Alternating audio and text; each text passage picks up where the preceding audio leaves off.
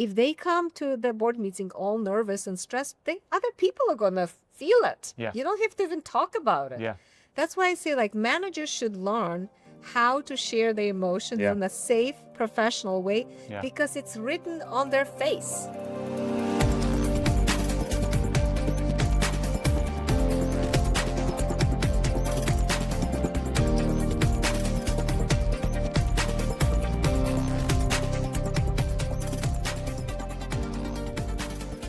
One thing I see a lot in the companies I work with is a desire to solve particular problems of the business, productivity or attrition, without really realizing the core root of these kinds of problems. And so the reason why I talk so much about trust and relationship building in, the things I say and the programs that I teach is because more often than not, that is actually the root of these larger business problems. My guests today are Dr. Lola Gershfeld and Polina Marian from EMC Leaders.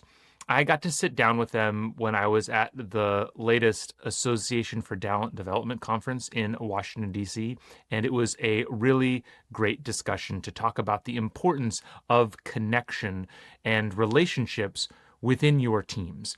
As you will see, they have a proven method for identifying and fixing broken relationships. And so it's a really great discussion for any leaders who are coming into a team that maybe has some of these problems or just know that, they see these problems around them and they want a way to fix them. Before we get into the discussion, I do want to remind you that if this is your first time listening to the show, please subscribe so you never miss a future episode. And if you happen to be someone who's responsible for developing leaders in your organization, I would love to chat with you to see if we can help make your managers better. With that, let's get into the discussion. Thank you both for being here. Welcome to the Leadership Launchpad. How are you doing today? Amazing. Yeah. We're so excited. Very excited. Okay, excellent. Thank you. We're at a conference, super busy, so thank you for taking your time out. But I really wanted to chat with you because I know in your practice, you dive really deep into relationships, connection. It's a big thing of what I talk about as well when I'm talking to leaders. And I think especially when we're talking to, people with more of a technical mindset, an engineering mindset, that's not necessarily the first place people go when there's performance issues or things like that. And so I'd love to start from your practice and the things that you've seen, the people that you've worked with. What are some of the organizational challenges? What are the symptoms that pop up in an organization that do come from relationship problems, but maybe we don't think about that first thing? I love this question because we see it all the time. Yeah. And first we see like one aspect of it, which is like, we don't even know that we're in conflict. We don't even know we have a problem. Yeah. We don't even think we have a problem. We don't have any problems. We're fine, but they're used to seeing the disconnected relationships that occur. It's normalized. And it's normalized. Yeah. And then they think that's how every environment should function. Yeah.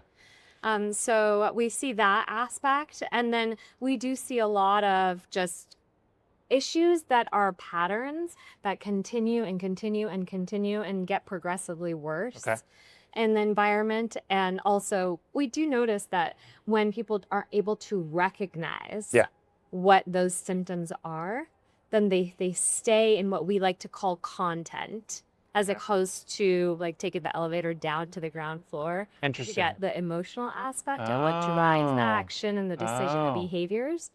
And so when they stay in content, people feel like it's continuous. I can't get anything done. I'm having the same problem again. This person, then they end up blaming, shaming, judging, criticizing people. So we see those two aspects. And I can tell you that the biggest symptoms that we see of the conflicts or an environment that is not emotionally connected is people who are withdrawn. So they're not as responsive. They're unhappy.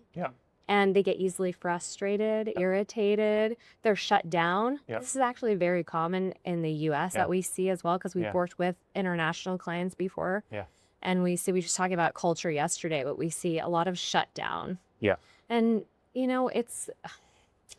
we see the difference when we do integrate our process and then the environment's thriving. Interesting. And people are just, they're like, oh my gosh, I had no idea Yeah. that this is what was missing. Yeah. They just think, oh, this is my work, and oh, Yeah. this is, I need to focus, and oh, Yeah. that doesn't mean connecting with my colleagues or my boss. Yeah.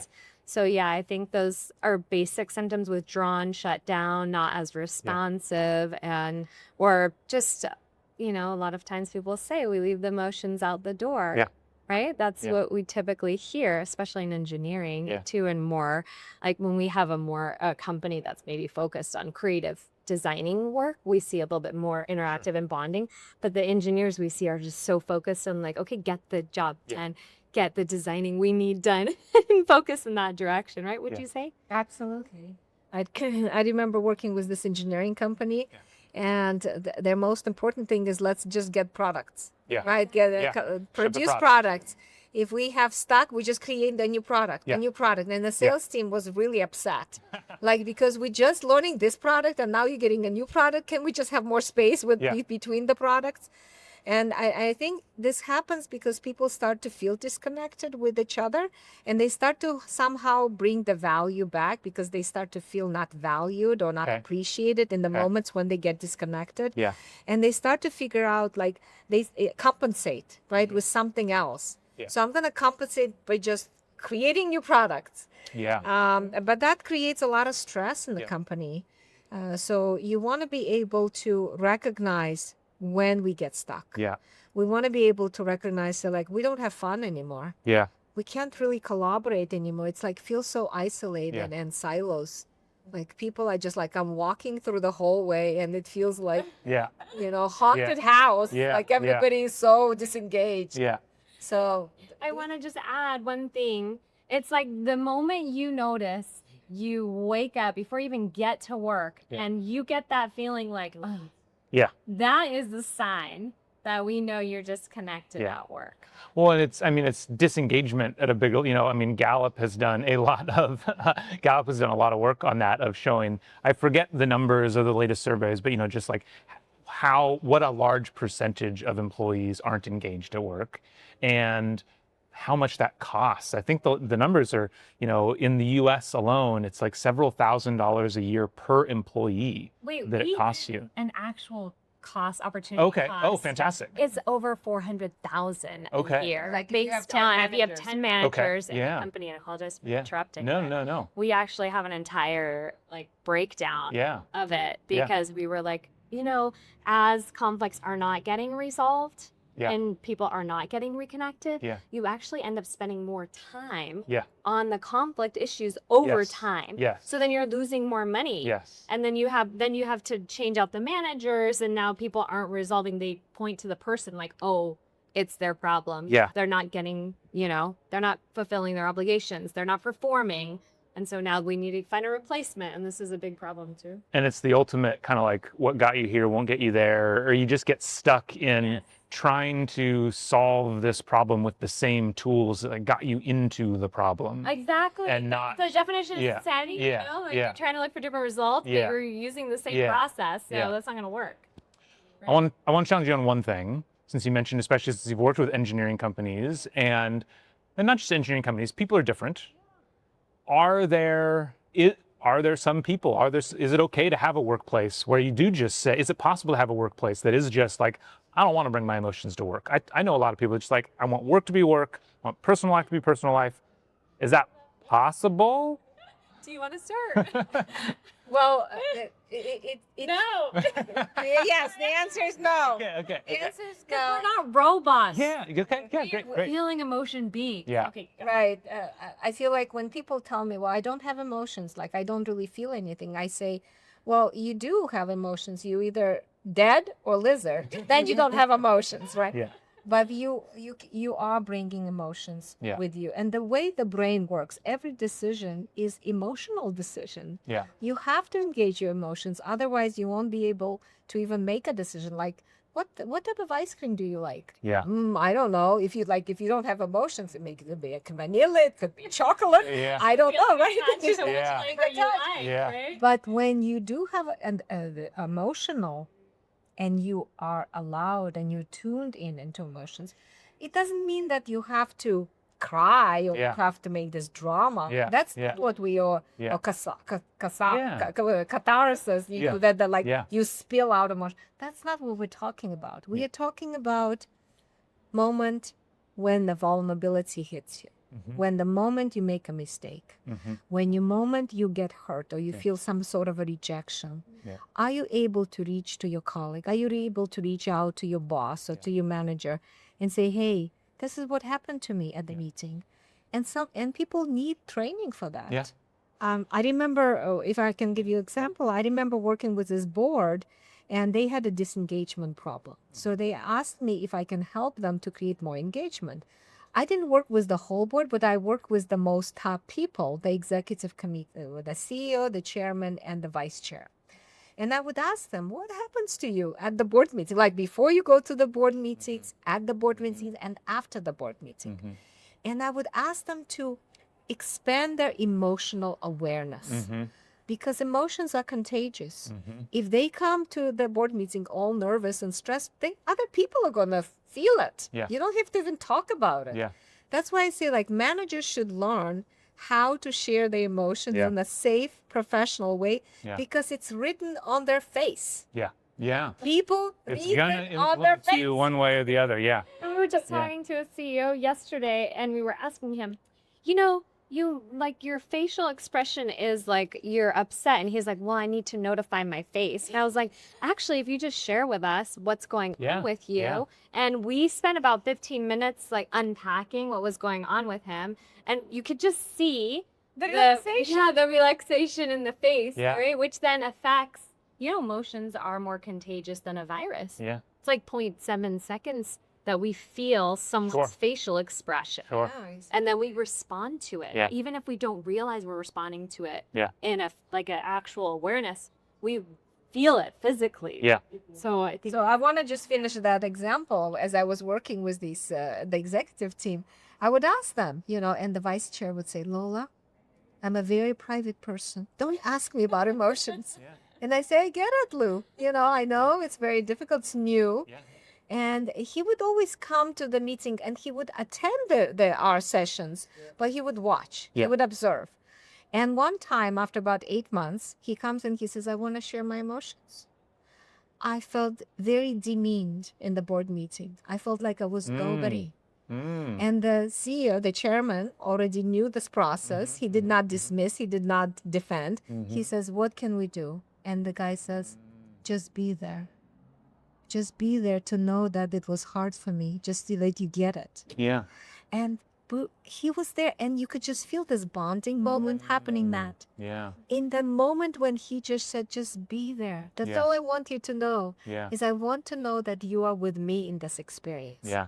And that's what it's all about. So when he left that session, he did not feel alone. He felt supported. He felt valued, and he felt heard. Yeah.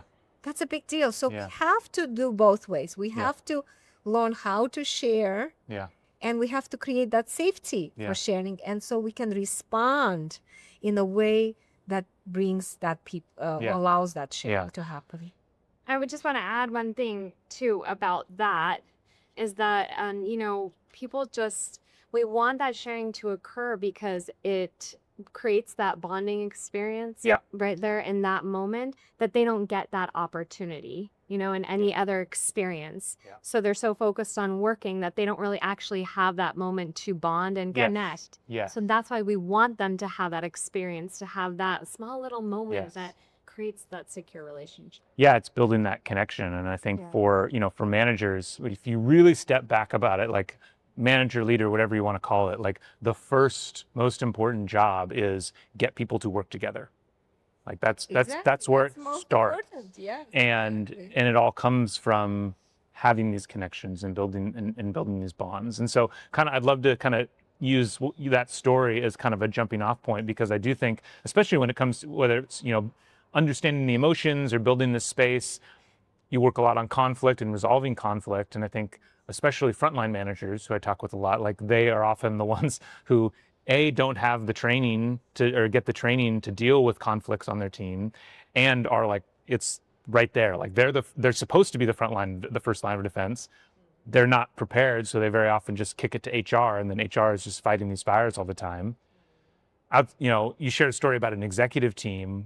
If we transition to new managers of teams, what are some of the basic tactics that they need to start building themselves so that they can repair relationships, make sure relationships don't get broken to begin with? Well, we have a specific process that Dr. Lola created that's very effective.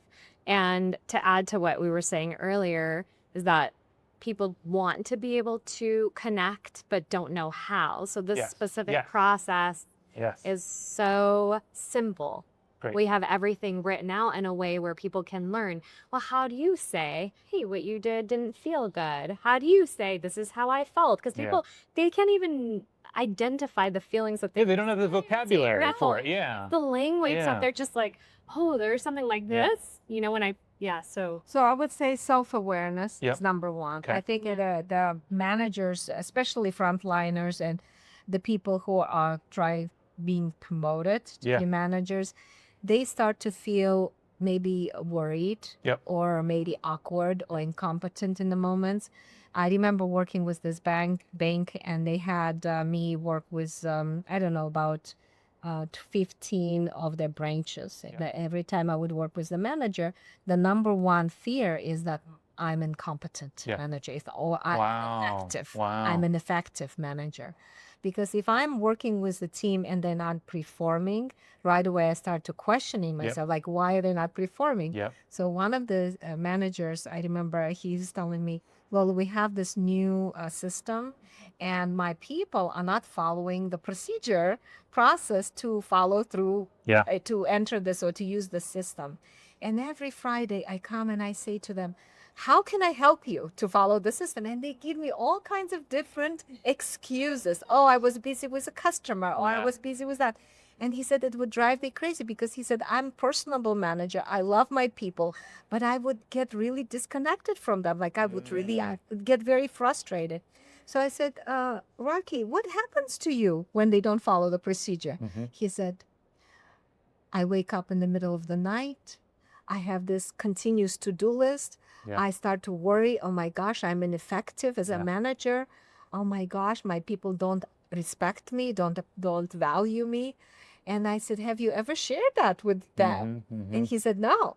So he said he decided to bring all this. Hold on, I want to pause you really quick because I want to point out, before you share what he did next, the very first thing we ask ourselves, and using this process, is what happens to us. What triggers That's how we find that self-awareness that we're looking. I love that because I feel like years ago I remember having this thought that so much, 90% of the problems in the world are caused from a shame blame cycle, where it starts with the shame that you were mentioning of worry, and if you are not emotionally well regulated or well in tuned or understanding what's going on, then because your brain always wants to make you the hero of the story, it doesn't like the idea that it's trying to protect you. And so your brain's natural impulse is to turn that shame into blame of someone else.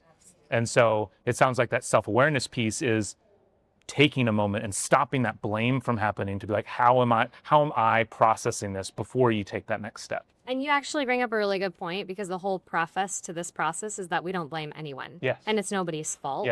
So that way it makes it easier for us to turn inward. So it's not like we feel so ashamed of what we did because we made such this huge mistake. It was terrible. We just, it's more about, okay, like what was happening with us that we made that decision or that we're feeling this way or that that is happening in the relationship, which is self-awareness. And when you have that self-awareness, that is prior to that occurs, you can make the shift and change the cycle and the patterns. Right. So by slowing it down, we were talking about Lisa Feldman Barrett, who talks about emotions are fast. And so we need to be able to learn how do we slow things down so we can tune into our emotions and then be as specific as possible so we can be clear.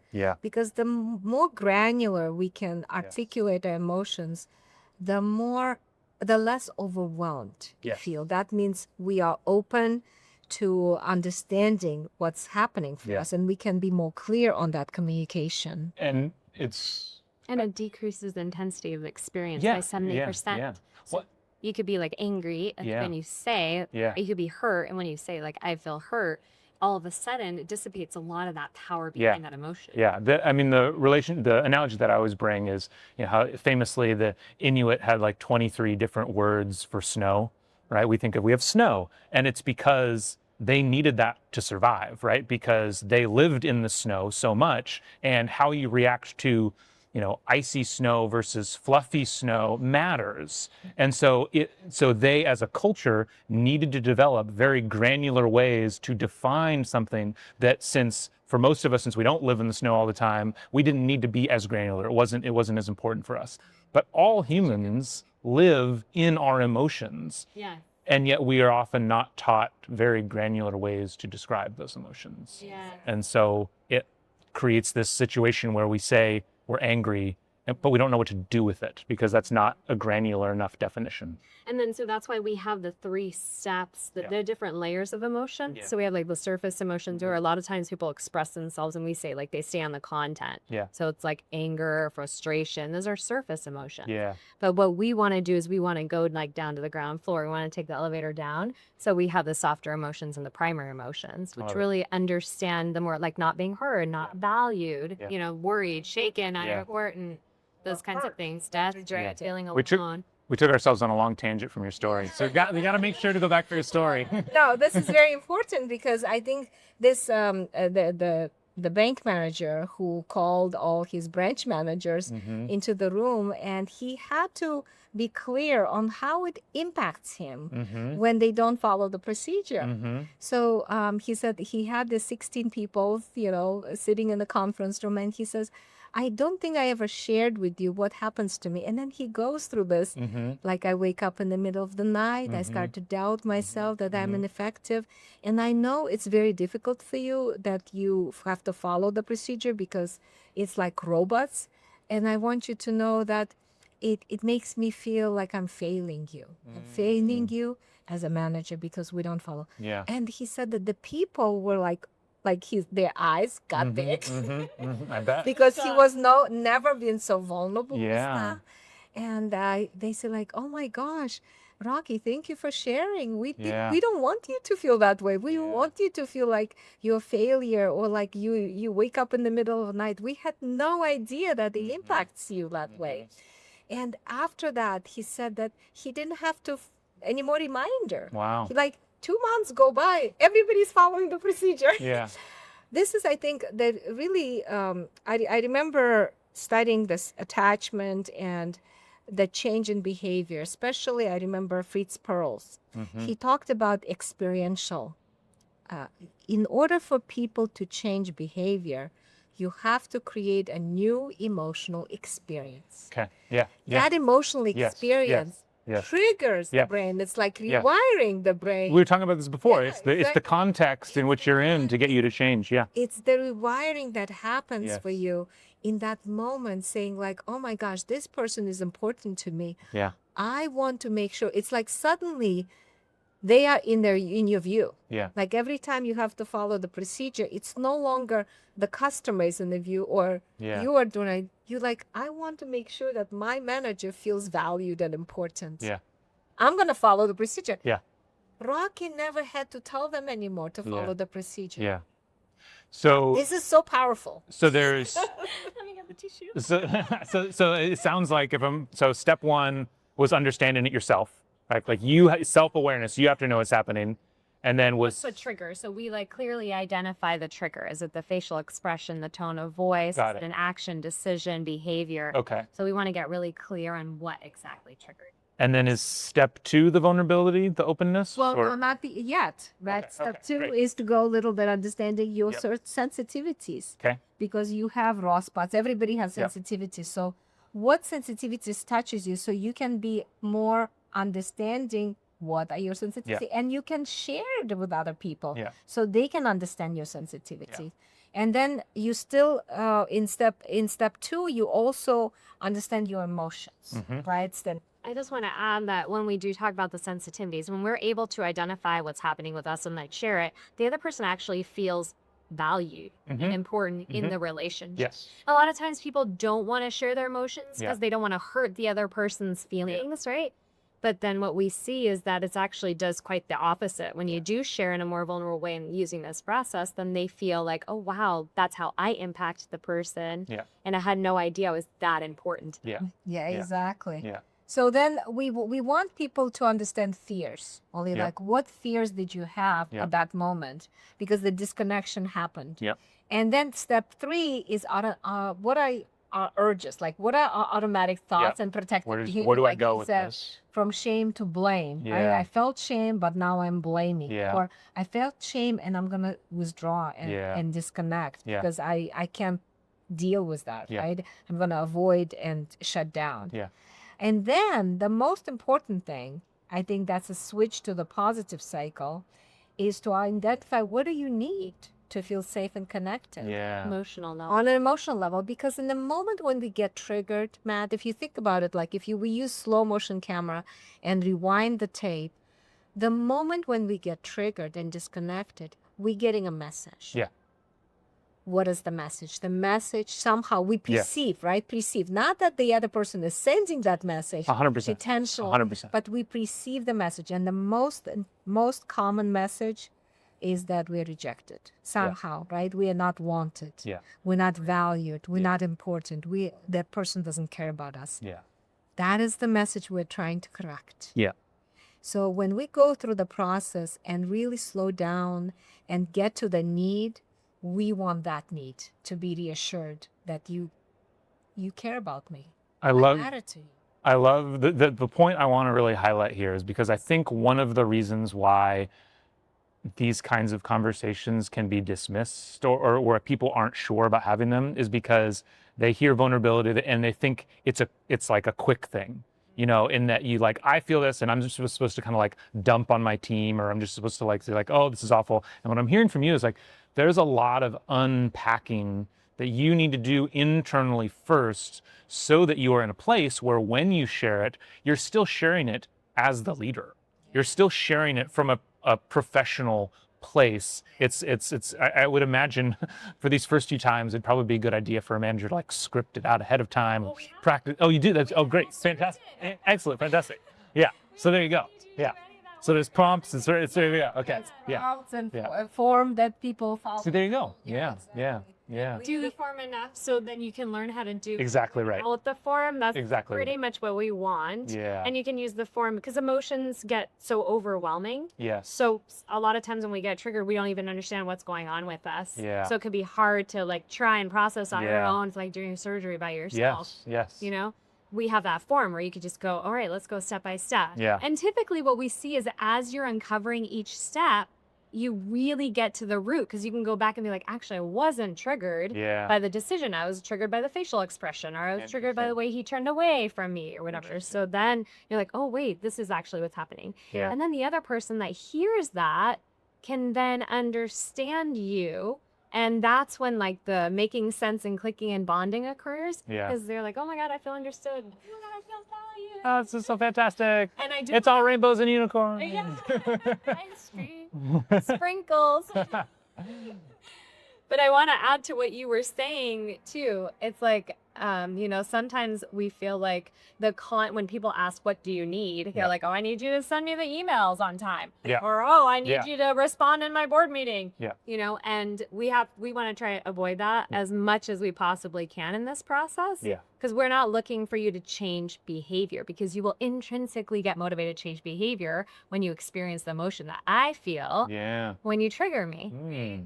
So we don't want to ask them to change. Just same thing in the relationship, and we see in personal relationships. We see people use this cross and they get so excited. Like, we're going to take this home, use it with our partner. Yeah. It's so good. Yeah. But that's important to know. When we say, what do you need? It's not send the emails. Yeah. It's not make the calls. It's like emotionally driven. Yeah. We also have a script for that. Yeah. Yeah, it's because the emotional connection, the EMC process that we call, it's present oriented. Yeah. It's what's happening right now. Yeah.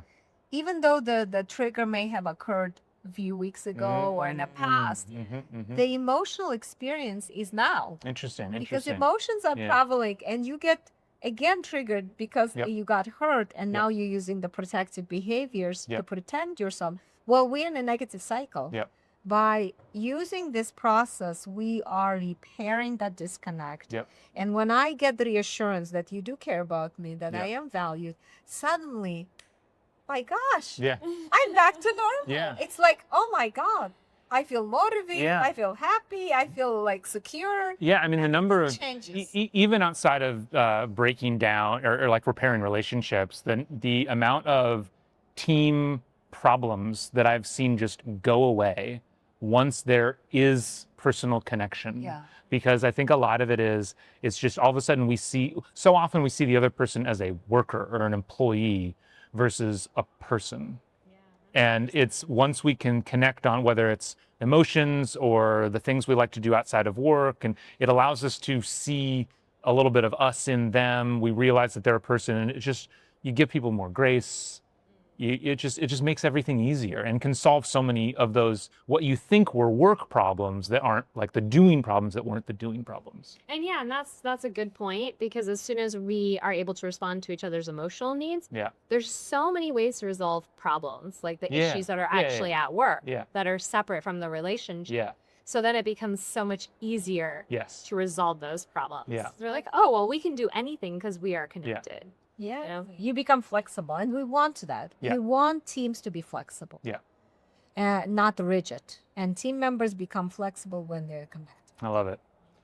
Well, it's been a great conversation. I think we've covered a lot. I mean, we could talk forever. There's a lot of other pieces to this, but I want to thank you for your time. What are some ways that people can find out more about EMC, if any of this resonated with them, if they have a conflict in their team that they're trying to resolve? Where can they go? Well, they can go to emcleaders.com. Okay. We have a great assessment called Team Emotional Safety Assessment. Great. It's Fantastic. TESA for Yeah. short, TESA. Great. And they can learn that, and they can actually start to assess their perceived emotional safety Fantastic. with their manager and their Yeah. colleagues by going through that assessment. And the assessment doesn't really pinpoint the weaknesses. It pinpoints the strength. Oh, great. Relationship. Yeah. It's like Strength Finder. Yeah, Have you yeah, taken yeah. it? Yes. Yeah. Yeah. You know how they have, so the report comes with there are 5 top capabilities on creating that emotional safety. Great. It could be self-awareness, or it Yeah. could be engagement, Yeah. or it could be, relationship repair. So they can start by doing that. Yeah. And since we're at ATD Yeah. conference here, I just came out with my new book Oh, called fantastic. Evolve. Fantastic. And Evolve talks about the 24 capabilities that you need to create more emotional safety. Excellent. We had a podcast also. Excellent. You can find us on YouTube, EMC Leaders, and we have Instagram, LinkedIn. We have it all. All the places. And Yeah. the podcast is called The Leader in You. Okay. Excellent. Great. Matt, thank you so much. Oh, thank It you, was both such of a you. pleasure. This has been fantastic. Thank you so Yes, much. thank you so much for your time. Appreciate it. Have a great rest of your conference. Thank you. Yeah, thank you. Thank you so much for listening to today's show. If you are looking for help turning your organization's great engineers into great managers, me and my team at Better Everyday Studios would love to help. We deliver targeted and interactive training workshops that are designed to help build the 3 fundamental skills of any new manager: building trust, giving feedback, and setting goals. Reach out to me through matt@bettereverydaystudios.com so we can start making your organization better every day.